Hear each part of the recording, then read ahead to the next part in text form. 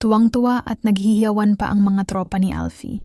Pira na to ang mayabang panasabi ng mga ito. Ngunit lingid sa alam nila ay alam ko na ang laro ni Jake. Maging ako ay pinahirapan nito.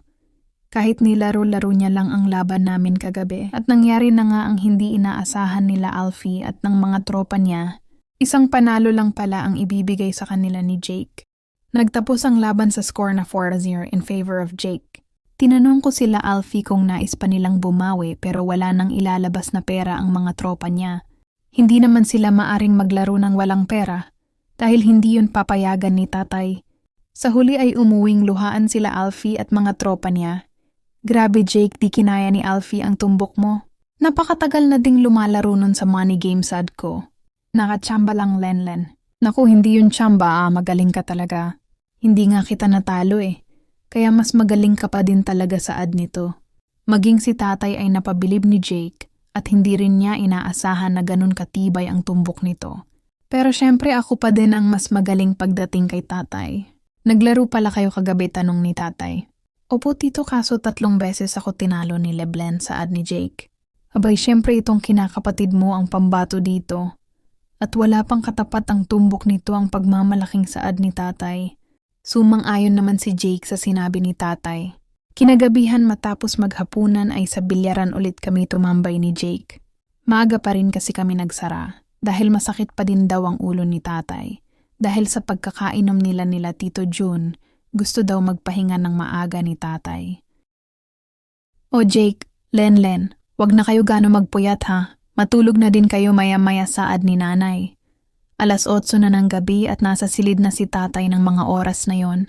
Opo nay, maglaro lang din kami ng ilang laro ni Jake. Opo tita, magpapaantok lang din po kami sa ad din ni Jake. Natulog na si nanay at naiwan kami ni Jake sa bilyaran. Muli ko siyang inaya maglaro. Gaya ng una ay tinalo ko ulit ito ng 3 beses. Pero hindi ako satisfied sa panalo ko. Ano ka ba Jake, kailan mo ba ako siseryosohin ang mariing tanong ko dito? Hindi ko alam pero nagkamali at ako ng tanong.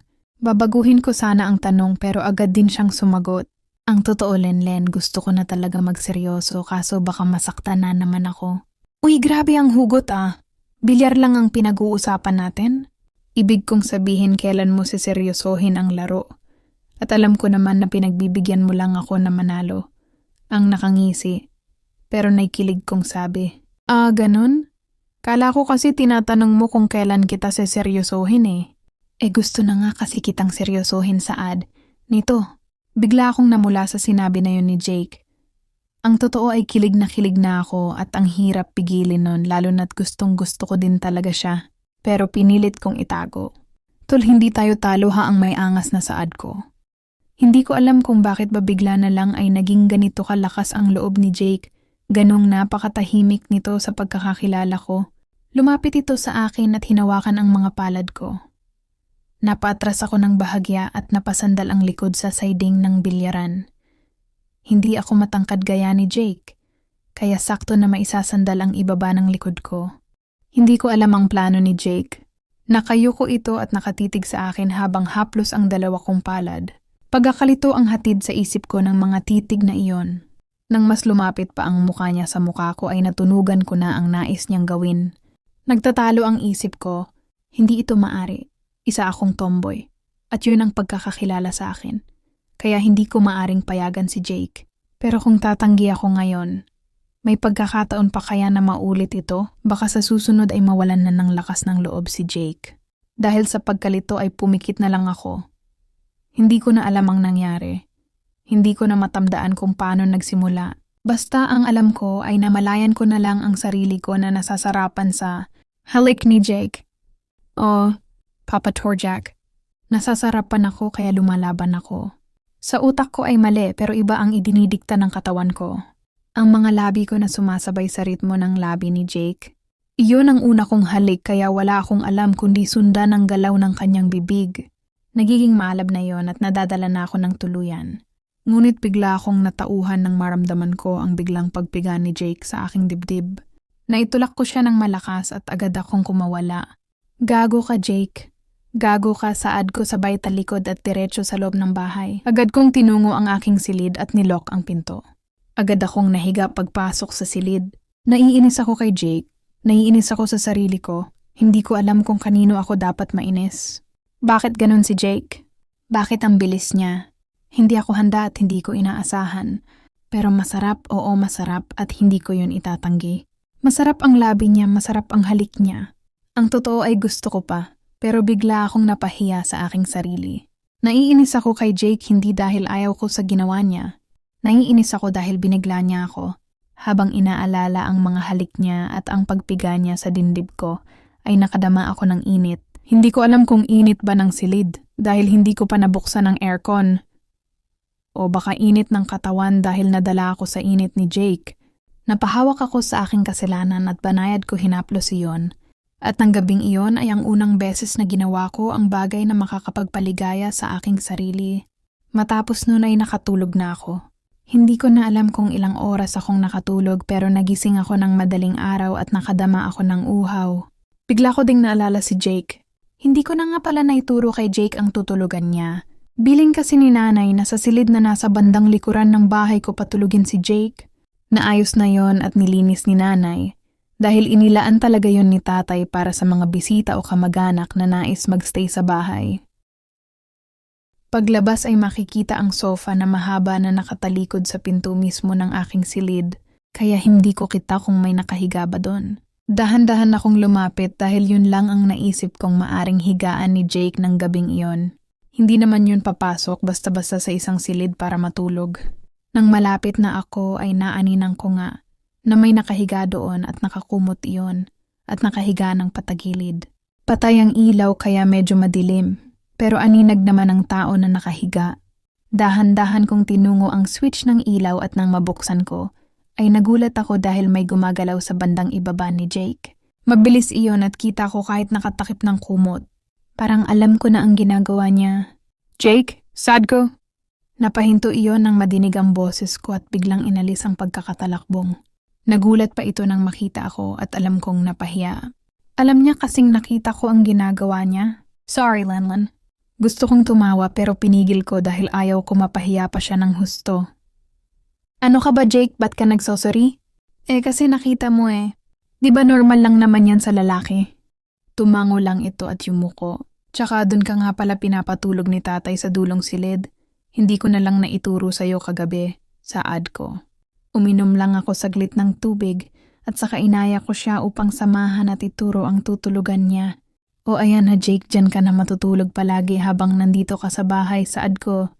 Salamat Lenlen. Tsaka pasensya na din sa ginawa ko kagabi ha. Hay naku, kalimutan mo na ngayon sa ad ko. Hindi ka galit? Di ba nga sabi ko kalimutan mo na? Kung galit ako, kakausapin ba kita ngayon? Ayan nga't sinamahan pa kita dito. O siya, balik na ako sa kwarto ko. Ilak mo yan ha. Tsaka ituloy mo na yung ginagawa mo. Nabiting ka pa ata eh. Natatawa kong biro. Napakamot na lang si Jake sa ulo at napangiti. Lalabas na sana ako ng silid. Pero bigla na lang ako hinawakan sa braso ni Jake. Kaya napaharap ako sa kanya. Seryoso na ito na nakatitig sa akin. Bakit Jake Ants mahina kong tanong? Hindi ito sumagot. Bagkus ay niyapos ang akong baywang at ginawaran ako ng isang banayad na halik. Hindi ako nakatanggi. Muli siyang tumitig sa akin at nagkatitigan kami. Napakaganda mo Lenlen, mahinang saad nito. Joy, hindi tayo talo. Pusong lalaki din ako sa ad ko. Umiling-iling ito at muli ako hinalikan at sa pagkakataong yun ay medyo mariin na at mas humigpit ang hawak niya sa baywang ko. Hindi na naman ako nakatanggi at ang totoo ay nasarapan akong muli. Unti-unti ay mas naging mas maalab at maiinit ang kanyang mga halik. Dahil alam kong hindi siya paawat at wala naman na akong balak na awatin siya ay lumaban na lang ako.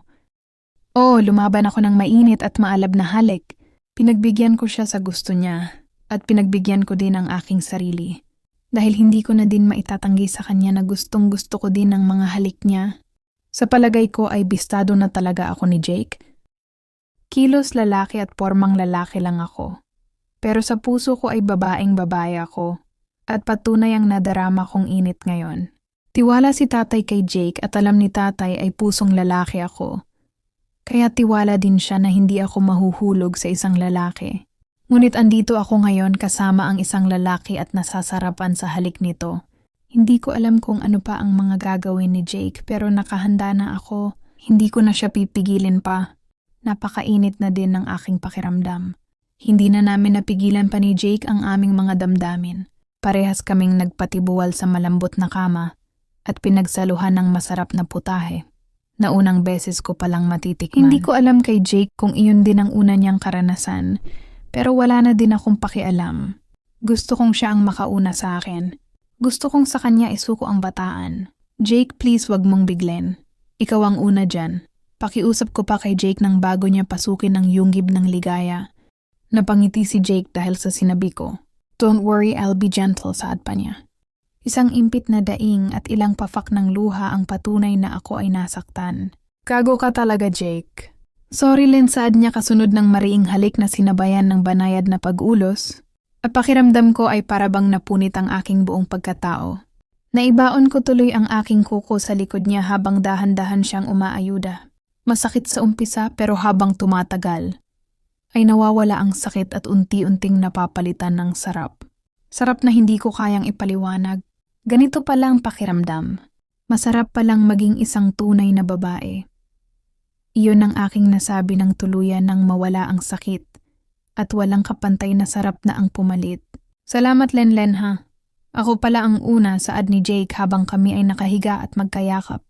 Oo, Jake, ikaw lang din ang nakakaalam na hindi talaga ako pusong lalaki. Lahat kasi dito ang alam ay matigas ako. I mean, tomboy ako. Pero ngayon nakuha mo na ang iniingatan ko. Kaya sana, Jake, ay maging sikreto lang natin ito. Ingatan mo sana ang pinakalilihim ko lalong-lalo na sa tatay ko. Isang yakap at halik pa ang iginawa namin sa isa't isa bago ako nag-ayos ng sarili at tuluyang lumabas sa silid na yon. Pinangako niya rin na mananatiling lihim ang totoong pagkatao ko at maging ang nangyari sa amin. Wala na kaming napag-usapan tungkol sa aming dalawa. Gusto ko siya pero hindi ko sigurado kung ano ba ako para sa kanya. Hindi ko rin alam kung may kasintahan ba siya sa Amerika. Hindi ako nagtanong dahil natatakot ako sa maaring isagot niya. Kinabukasan ay medyo tinanghali ako ng gising. Masakit din kasi ang katawan ko dahil sa nangyari sa amin ni Jake. Pakiramdam ko ay hindi pa ako nakaka-recover dahil bukod sa first time ko, ay malaki din talaga ang panaksak ni Jake. Nasa bilyaran na noon si Jake at tatay paggising ko. May mga naglalaro na din ng mga oras na yon. Nagkape lang ako saglit at bumalik na din ako sa silid ko. Humiga ako at muling nakatulog. Tanghali na nang gisingin ako ni nanay para mananghali.